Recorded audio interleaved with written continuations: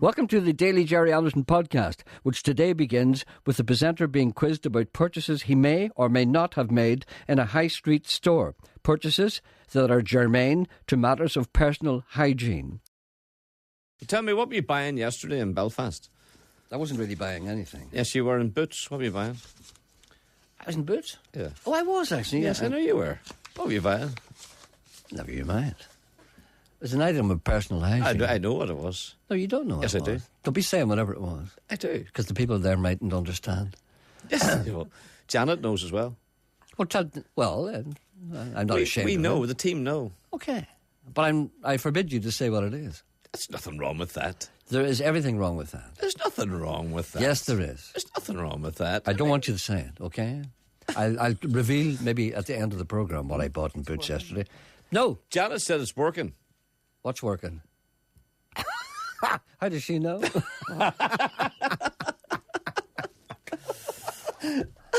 I was bound up. Anyway, never mind, Dan. Never you mind, Dan. No. Nolan was also I heard Nolan's programme for the first time yesterday. It's a frightening thing. Have you ever heard his whole programme? I heard some of it yesterday. I had to listen to it because... At the end of it, I was so angry I wanted to go out and thump somebody. That must be the way everyone else feels. Oh, my God. But he was on... Gregory Campbell was on with us for How an much hour. money do you earn? How much money do you earn? Right, you, right. Right, Mr. Anderson, how much... The people of Northern Ireland want to know how much money you earn, Mr. Anderson. I don't think that's entirely relevant. But of course it is. It's not, because I'll tell you what... Northern Ireland know exactly how much I earn. They want to know how much you earn, Mr. Anderson. How much money do you earn? Are you prepared to tell the people of Northern Ireland now how much money you earn?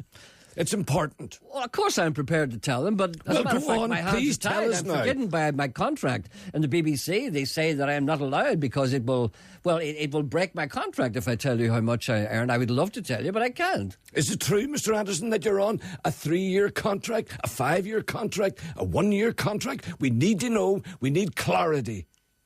Well, you see, I don't think it's any of your business because, after all, But everyone in Northern Ireland is discussing this. Can you imagine down in the pubs at night, men are gathering round in little corners, calling other men into the toilets? Have you heard how much he's earning? Have you heard how much she's earning? It's the topic of conversation in Northern Ireland.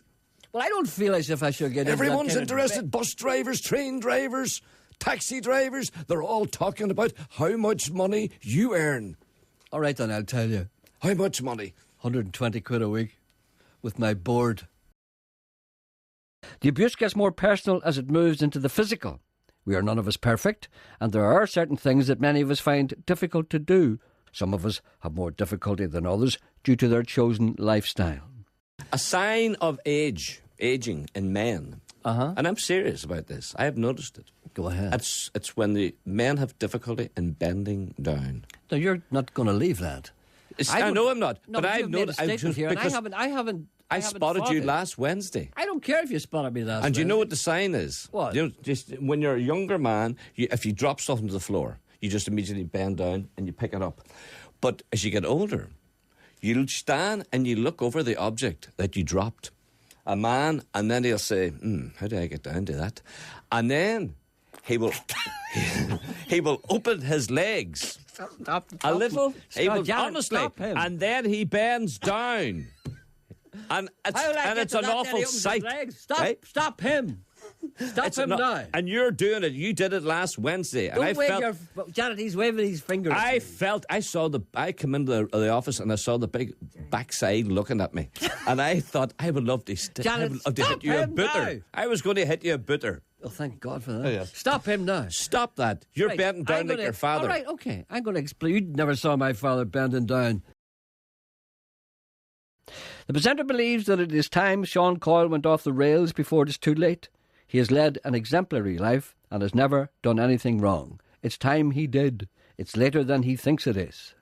Yes. Why don't you become a busker? Stand outside. Why don't you stand at the end of the Peace Bridge and have a cap and sing all the songs? You'd sing Dave D, Dozy Beaky Mickintich. It's going... And people would throw money and people would talk about it and say Sean's lost his marbles. And that would be your descent into drugs hell. And then you could come back 2 or 3 years later and people would say, oh, do you remember him? Remember he cracked up? He ended up singing at the end of the Peace Bridge, going Sabadak Karaka Karaka Karakak, and he went descended into drugs hell. But now Well, he's they've been okay throwing again. anything at him to get him full off the bridge, no? Thanks, Graham. Anyway, thanks. Thanks. Pleasure talking to you. Thank you. Got to go and eat now. Eat now, or Yes. forever hold your peace. Still, whilst we have the right to eat. Thank you. Either Bye-bye. way, eat and be praised. Thank you very much I indeed. would say that Graham would have been an angry man at one time. You can hear the anger, can't you? yes, it- He's a man who's come to terms with his anger. Yes. I didn't like to probe him, but I noticed that you didn't care. You went in there. Yes. I knew there was an anger there. There's a man on too. There's some people, you meet them, There's one particular man I met the other day, and I won't tell you who he is because it's not fair. And he could see the anger in him. And he asked me to do something in particular, not the one you're thinking of. Not him. There's another guy who you don't know is angry. And he asked me to do something, and which was something that I would normally do for somebody, but I didn't do it for him because I sensed the anger in him. And I sensed that if I did this for him, it would only fuel and fan his anger. And when I said, no, I don't think I could do that, I could see the flash of anger in his eyes. Some people have... I don't understand it. He asked you to do something, Yes. and if you did it, it would make him angry. No, but make his anger it would fuel his anger. Yeah.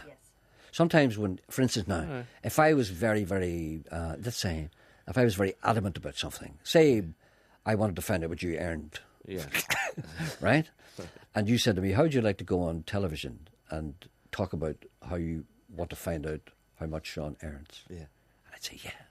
But if I went on television and I talked about how much you earned, it would make me even more anxious to find out what you earned. But feel my anger.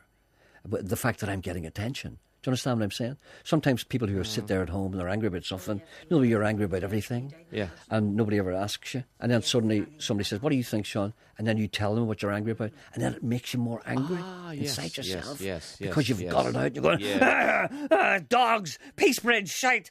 Dogs, Peace Bridge, shite. Ah, right, yeah. And then you go, and then you're whipping all the dogs. You're kicking them over the side of the bridge and stuff, and putting corks in their bums. Doing all that stuff. Whereas if you had been left alone, you'd have just been a guy sitting angry at home, like everybody else, like me, like everybody else who's married. People sitting at home angry, and they have everything they want, but they want more. Geordie Tuft is in particularly rare form today, something that has often caused the presenter anxiety in the past. But there is nothing to fear. He just wants to talk about the world of dead fish. Oh, the wee boy going around, hand the line. Sorry, I missed that. Are you talking about a fella selling fresh fish? Yes. All right. And how was he going again? Johnny, will you listen to translate this for me? Well, how was it going? Hand the line. Herons alive. Ah, You're great at that. I would never have guessed that. Give us that again, Johnny. Why are they calling herrings alive when they're dead? Because it means they're fresh. They're pretending that they're alive. Herons just dead. Herons just dead. Just killed. Herons just killed. Fresh, just killed. It's easy enough to say herons alive. Herons alive. Herons alive. Herons alive. Herons alive. Buy them when they're fresh. What was Boil that? them when they're fresh. You see how you can translate. You're like Brian Kennedy and Van Morrison. Remember Brian Kennedy used to translate everything Van said? Van would get up on stage and go, There's a call for I love Geordie. you, darling, till the end of time. Since I first met you, I've been on my... There's something. Yes? Let's try and John Walker Yes? is mending the half deer, the bottom half. What is, Sean, John Walker's mending the bottom half of the half door. Yeah. what does that mean? The half door in Geordie's house. Oh, sorry, there's a man in working, is there? John Walker. I thought you were talking about either Radio 2 DJ or whiskey. No, John Walker. Very difficult for me. John Walker's a man who... Yes, mending out for house, Donny the goat. Well, listen, knows the dog. yeah, I know, but listen, let's pursue this other thing. There's a question for Geordie on one. I'll get to that eventually. Now, here's a very interesting thing. Now, you have been invited. What you made last night, Geordie, is what's known in the business as a personal appearance. Well, thank you. Well, you see, this might be a whole new career for you. Oh, you never would know. You see, you should charge a small amount of money. Are you going to Ballycastle a year? I don't think so. Hugo's going there, isn't he? Hugo does all the outside broadcast now because I can't scream the way I used to. I think he does most but of you're it. not doing too bad. You're What? still getting your moisturizer. I am indeed. Both ends. The situation worsens, though, as it always does when the subject of roosters crops up. See what I did there? Rooster, crop. Something inside Geordie tends to snap when the sexual behaviour of poultry is discussed. I think it's disgusting. I have roosters here at the minute too, and they're all upset too. It must be that I don't know what's wrong with them. They're crowing away here. Maybe there's no more lead in their pencils. Could be that. What do you think, Geordie? They need a lot of hands. They're frustrated. They're no different. They're no different from us. No, they're frustrated. They're frustrated. Yes, because I have no hands here at the minute, just roosters. What are you running there, gentleman's club? So would you have hands, Jordan? I have some of the best current roosters, north, south, east or west of the border. It's hens he's looking for. Have you any hens? No, I'm no hand. Well, yours are the same. Walking around smoking. Do you mind there you used to leave your old, what they called in? The pawn shop. Excuse me. What? Do you mind that? Yeah, I didn't need it much.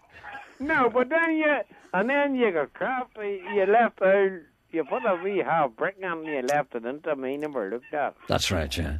They're crowing well, aren't they? Yeah. Did you hear them? They're crowing very well. That's not a good crow, no. Well, interpret that crow for us. I wouldn't call that a good crow. Roosty is the... That's good. Geordie is the rooster whisperer. So if I could get Jordy hands, if Jordy could get me hands. Geordie, hold on a second. Geordie, those roosters seem to respond to your call there. Could you try that again?